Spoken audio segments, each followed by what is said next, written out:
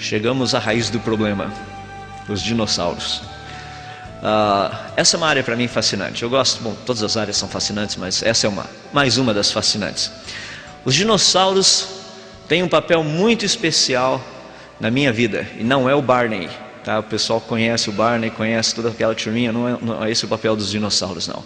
Mas algo que é muito interessante, quando eu olho os fósseis desses animais, quando nós estudamos essa questão, é pensar o que Deus tinha em mente quando Ele criou essa bicharada toda. Eu fico assim impressionado com isso. Eu gostaria de dar algumas ideias para vocês, que são as propostas do criacionismo com respeito aos dinossauros.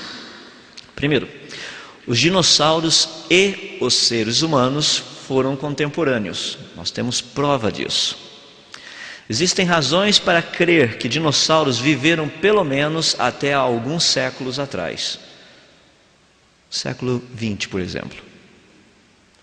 O desaparecimento ou não conhecimento de nenhum dinossauro vivo hoje pode ter sido devido a mudanças climáticas e ambientais pós-dilúvio, ou seja, com essas mudanças o tempo foi passando, houve uma dificuldade maior desses animais existirem na diversidade que nós conhecíamos pré-diluviana, através do registro fóssil. Vamos dar uma olhadinha a respeito. Primeiro, a palavra dinossauro é uma palavra recente. Ela foi criada no ano de 1841 pelo Sir Richard Owen. Ele juntou duas palavras gregas, deinos e saurus, para montar a palavra que hoje nós conhecemos como sendo dinossauro. Daí a razão pela qual você não acha a palavra dinossauro na Bíblia. É uma palavra nova. Procura, por exemplo, no dicionário Aurélio de uns 20 anos atrás, procure pela palavra deletar. Não existe. Isso é uma terminologia nova, foi criada agora, é recente. Na época que eu fiz colégio técnico, ensino médio, o pessoal chegava e falava assim, quando você for lá no laboratório, pega o monitor e traz aqui para a gente poder dar uma olhadinha nele. Você ia lá no laboratório e você trazia o monitor era um cara, o cara que olhava, cuidava do laboratório. Hoje você pede para trazer o monitor, o que você traz? Você traz aquele negócio ali, você não traz um cara. Mudou o conceito. Só para você ter uma ideia, a Bíblia nos diz que a serpente, a mais sagaz de todos os animais, foi o que falou com Eva. O que Deus falou para a serpente? Que dali para frente ela iria rastejar sobre a sua barriga. Então ela não rastejava antes. Não é interessante? Sabia que a palavra serpente foi sempre utilizada, só no recente agora, no presente mais perto da gente, é que a palavra serpente passou a ser utilizada para cobra. A palavra serpente ela era utilizada para répteis, cobras e tudo mais. Lagarto, lagartixa era uma serpente. Uma cobra, uma víbora, uma cascavel era uma serpente. Todo esse negócio recebia o nome de serpente. Então muitos do que nós estudamos na história, quando o pessoal está falando de serpente, às vezes a gente chega e fala, não, mas isso aí era uma cobra. Não. Na literatura antiga nós tínhamos serpentes que voavam. Você fala, cobra voando? Isso daí é o quê? Isso aí só pode ser fruto da mente de um pessoal que não conhece. Ou pode ser mitologia, alguma coisa assim. Não, era uma maneira deles expressarem um tipo de animais. Que os dinossauros existiram, a gente não tem a menor sombra de dúvidas. Eu já vi muito crente por aí falando assim, os dinossauros nunca existiram. Não, os dinossauros existiram. A gente vai nos museus por aí, você encontra os fósseis de toda a galera, está todo mundo lá. Grandes, pequenos, médios, o tamanho que você quiser. O problema que nós temos com os dinossauros, praticamente, é como esses animais seriam. Porque nós só temos os ossos. E tudo que nós conhecemos a nível de desenho e tudo mais, literalmente é uma ilustração. Em outras palavras, é uma concepção artística do que seria. Imagina que legal, você vai lá construir sua casa, tá? Ou seu pai está construindo, reformando alguma coisa, lá vão cavar um buraco para colocar o alicerce. E de repente eles acham o quê? O esqueleto de um gato. Tenta, baseado nos ossinhos do gato, reconstruir como é que era esse gato. Qual a cor da pele, se era um gato gordo, se era um gato magrinho, se ele... Tenta reconstruir tudo isso. Não dá. Você tem que usar a criatividade. Daí a ideia que nós temos dentro do contexto de dinossauros, que você tem que usar a criatividade. Por exemplo, eu não sei quantos de vocês têm o nome, mas ali você vê um Albertossauro. Albertossauro, você percebe que os Albertos de hoje são descendentes desse daí. Dá para perceber a estrutura muito parecida. Não é isso. A ideia do Albertossauro é que quem descobriu tinha o nome de Alberto, acabou ficando Albertossauro em homenagem à pessoa que o descobriu.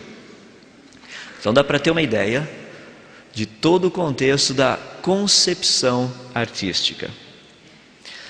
Eles existiram em muitos tipos diferentes. A variedade realmente era muito grande.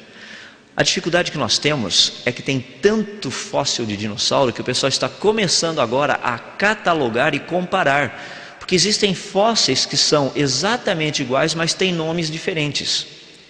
E como existe um pequeno probleminha de inveja assim, entre os cientistas, o pessoal fala, não, esse fóssil é meu, vai ficar aqui. Não, mas empresta só para a gente estudar e ver que comparar com o outro. Não, se quiser traz o seu. Não, eu não vou trazer, empresta o seu. E essas pequenas coisinhas acontecem no mundo científico também. Daí a gente chega a ter um pequeno probleminha que existem mais de 300 tipos diferentes de dinossauros. Na verdade, ninguém sabe quantos tipos diferentes existem. Catalogados são mais de 300. Nós sabemos que tem muitos que são exatamente iguais. É o mesmo fóssil com nomes diferentes.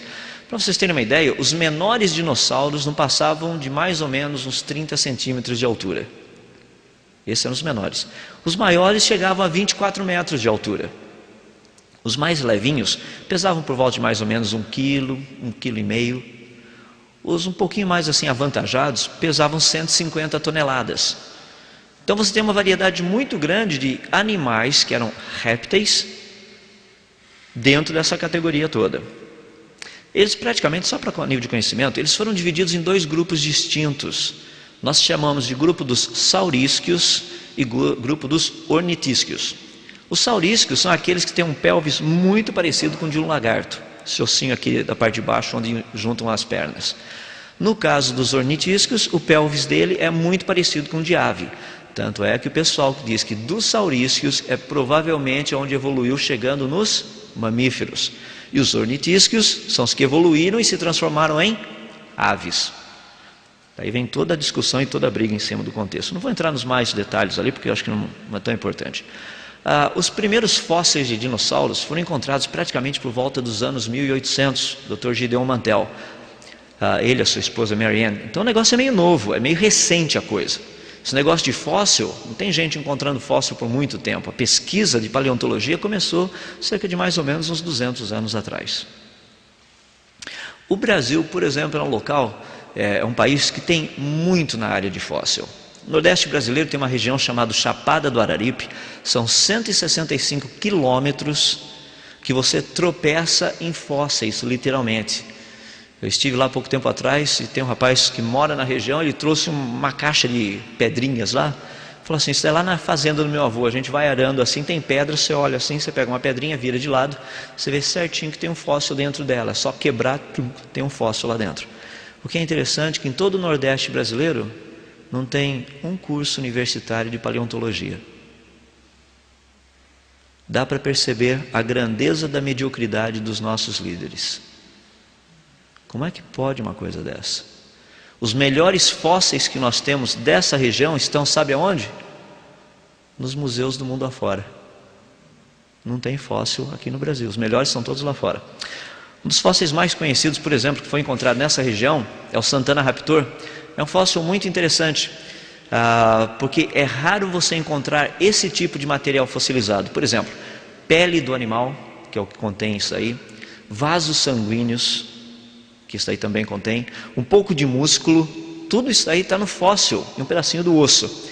E essa ideia do Santana raptor foi um negócio muito interessante, porque quase ninguém conhece aqui no Brasil sobre esse fóssil especificamente, Santana raptor placidus.